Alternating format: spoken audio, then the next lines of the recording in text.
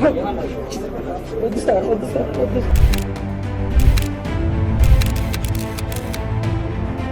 name of the party from Telangana Rashtra Samiti to Bharat Rashtra Samiti.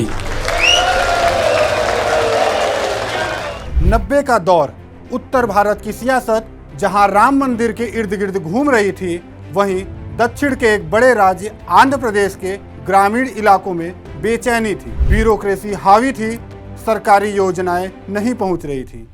निल्लू, निदलू और नियाम कालू के नारे लग रहे थे। निल्लू यानी कि पानी, निदलू मतलब डेवलपमेंट फंड और नियाम कालू मतलब रोजगार। इन मुद्दों पर लड़ रही थी तेलंगाना जल साधना समिति, जिसका नेतृत्व कर रहे थे मरोजी वीरन्ना, बेली ललिता और दसरला सत्यनारायण। लेकिन इस आंदोलन पर एक व्यक्ति नजर गड़ाए हुए था। लंबा कद, सामान्य काठी, दिखने में सरल, 4 बार का विधायक, 2 बार का मंत्री, तेलुगु, हिंदी, उर्दू, अंग्रेजी लिखने बोलने वाला। उसने इस आंदोलन को अलग राज्य का आंदोलन बना दिया, अलग तेलंगाना राज्य का। उसका नाम कल्वाकुंतला चंद्रशेखर राव है, जिसे लोग केसीआर के नाम से जानते हैं। नमस्कार, न्यूज़ 18 हिंदी ओरिजिनल में आपका स्वागत है। मैं आपका राघवेंद्र मिश्रा। केसीआर की कहानी किसी फिल्मी कहानी जैसी है। 70 के दौर में जब राष्ट्रीय राजनीति में तमाम उठापटक हो रहे थे, केसीआर हैदराबाद से 100 किलोमीटर दूर सिद्दीपट में लोगों को काम के लिए दुबई भेजते थे। वह एजेंट का काम करते थे, यह जानते हुए भी कि इन एजेंट्स को लोग ठीक नहीं मानते। लेकिन अपने इसी नाम की वजह से केसीआर इलाके में दुबई शेखर के नाम से फेमस हो गए। दुबई शेखर मतलब वह व्यक्ति जो किसी की भी दुबई में जॉब लगा सकता हो। इस बीच इस एजेंट को राजनीति प्रभावित करती है। वह यूथ कांग्रेस ज्वाइन कर लेता है। इंदिरा गांधी का दौर था और आंध्र में उन्हें एनटी रामाराव की पार्टी टीडीपी चुनौती दे रही थी। केसीआर एनटी रामाराव से प्रभावित हुए और साल 1981 में टीडीपी ज्वाइन कर ली। यहाँ से केसीआर की राजनीति ही बदल गई। एनटीआर ने उन्हें विधानसभा का टिकट दे दिया, लेकिन पहली बार में उन्हें हार मिली।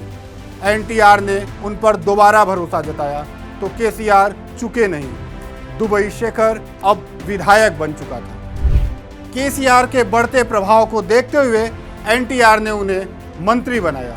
इसके बाद केसीआर लगातार चुनाव जीतते रहे। ट्रांसपोर्ट मंत्री बने, बाद में डिप्टी स्पीकर की पद तक भी पहुंचे।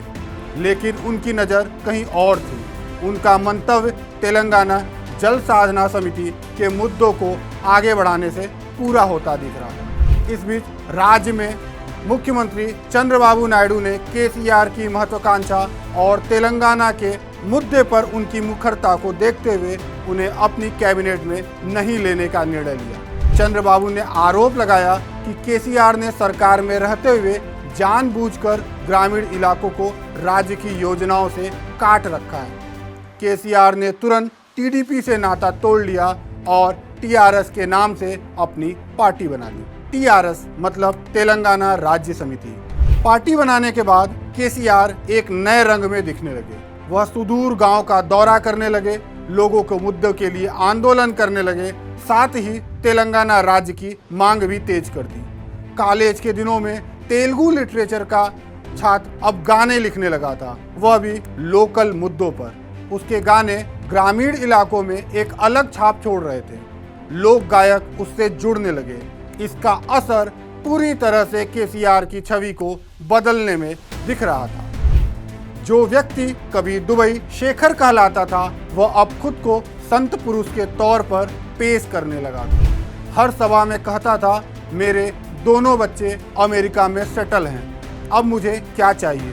मैं आपके लिए लड़ रहा हूँ, तेलंगाना के लिए लड़ रहा हूँ। मुझे और मेरी पत्नी को रोज बस 1 पाव चावल और 1 कटोरी दाल मिलती रहे तो हमारी जिंदगी कट जाएगी। इससे ज़्यादा हमें कुछ नहीं चाहिए।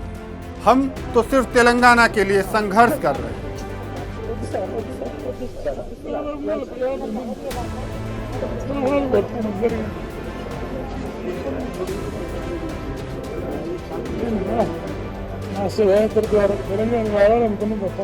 केसीआर अपना बेस बढ़ा रहे थे।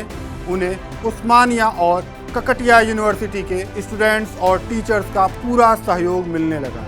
इन यूनिवर्सिटीज़ में ग्रामीण तबके के गरीब छात्रों की संख्या काफ़ी थी। उन्हें लगने लगा था कि कोई उनकी आवाज़ बनकर आया है। तेलंगाना के कर्मचारी भी केसीआर के साथ आने लगे थे। धीरे धीरे केसीआर एक मजबूत वोट बेस के साथ खुद को स्थापित करने लगे। केसीआर 2 बार लोकसभा के सांसद भी रहे, लेकिन तेलंगाना के मुद्दे पर उन्होंने इस्तीफा दे दिया। यूपीए 2 में तो वह केंद्र में मंत्री भी रहे और इसी दौरान कांग्रेस से उन्होंने अलग तेलंगाना राज्य पर बात कर ली। अपनी मांगों पर मुहर न लगता देख केसीआर ने अनशन का रास्ता अपनाया। वह सिर्फ एक बात कहते थे, तेलंगाना राज्य नहीं मिला तो मरते दम तक संघर्ष करता रहूंगा। उन्हें लोगों का समर्थन मिलता जा रहा था और यूपीए सरकार बैकफुट पर आती जा रही थी। यहाँ एक खेल होता है। कांग्रेस ये दावा करती है कि केसीआर ने यूपीए चेयरपर्सन सोनिया गांधी से वादा किया था कि अगर तेलंगाना राज्य बना दिया जाता है तो वह टीआरएस का कांग्रेस में विलय कर लेंगे। लेकिन साल 2014 का लोकसभा चुनाव आ गया था। देश भर में कांग्रेस के खिलाफ माहौल था। इन सब के बीच कांग्रेस ने तेलंगाना राज्य पर मुहर लगा दी। लेकिन राजनीति के अखाड़े के मजे हुए पहलवान बन चुके केसीआर ने अपना मंतव्य साधने के बाद खुद को अलग तरह से पेश करना शुरू कर दिया, देश के सबसे नवोदित राज्य के सबसे बड़े नेता के तौर पर। केसीआर ने लोगों को वादा किया कि तेलंगाना के हर घर के एक सदस्य को सरकारी नौकरी मिलेगी। जिनके पास घर नहीं है उन्हें 2 बेडरूम का एक घर मिलेगा और ऐसे दलित जिनके पास जमीन नहीं है उन्हें 3 एकड़ जमीन देंगे। नए राज्य का सेंटीमेंट तो था ही, इसका असर लैंडस्लाइड विक्ट्री के तौर पर हुआ। टीआरएस को विधानसभा में 119 में से 63 सीटें मिली। केंद्र की सत्ता से बाहर होते ही कांग्रेस ने न सिर्फ तेलंगाना बल्कि आंध्र प्रदेश में भी अपना जनाधार खो दिया। इसका असर ये हुआ कि साल 2018 के विधानसभा चुनाव में भी केसीआर और मजबूती से सामने आए। उनकी पार्टी को 88 सीटें मिली। केसीआर जितनी तेजी से राजनीति में ऊपर चढ़ रहे थे वह खुद में भी तेजी से बढ़ने लगे। जो केसीआर खुद को संत पुरुष के तौर पर साबित करते थे, उनका बेटा अमेरिका से आकर विधानसभा चुनाव लड़ता है और उन्हीं की कैबिनेट में मंत्री बनता है। केसीआर की बेटी सांसद बनती है और उनका भतीजा भी राज्य में मंत्री बनता है। सरकार बनने के बाद केसीआर यज्ञ कराने लगते हैं, मंदिरों का जीर्णोद्धार कराने लगते हैं और जुनूनी तौर पर वास्तु को मानने लगते हैं। ऐसा आरोप लगने लगा कि वह हर काम अपने धार्मिक गुरु के कहने पर करते हैं। ऐसा कहा जाने लगा कि अपने गुरु के कहने पर वास्तु को देखते हुए उन्होंने पहले से बने मुख्यमंत्री आवास में न जाने का फैसला लिया और एक महलनुमा घर बनवा लिया, जिसका नाम रखा प्रगति भवन। वह सचिवालय भी कभी नहीं गए और इसकी बिल्डिंग को गिराने का आदेश दे दिया। नई बिल्डिंग अब तक बंद रही है। केसीआर अब राष्ट्रीय राजनीति में सक्रिय है। वह नोटबंदी, धारा 370 के मुद्दे पर तो बीजेपी को सपोर्ट कर चुके हैं, लेकिन जैसे ही राष्ट्रीय राजनीति में विकल्प की बात होती है तो वह खुद को पेश कर देते हैं। वह राष्ट्रपति उपराष्ट्रपति के चुनाव में एनडीए की तरफ दिखते हैं, लेकिन देश भर में घूम घूम कर वह एक मजबूत थर्ड फ्रंट भी बनाते दिखते हैं। राज्य में वह प्रधानमंत्री नरेंद्र मोदी के खिलाफ मुखर दिखते हैं तो दूसरे राज्यों में भी वह ऐसे ही नेताओं के साथ मंच साझा करते हैं जिनकी राजनीति बीजेपी विरोध की है। दशहरा के दिन केसीआर ने एक बड़ा दांव खेला है। उन्होंने टीआरएस को राष्ट्रीय स्तर की पार्टी बनाने के लिए बीआरएस नाम से पार्टी लॉन्च की है, जिसका नाम है भारत राष्ट्र समिति। The name of the party from Telangana Rashtra Samiti to Bharat Rashtra Samiti.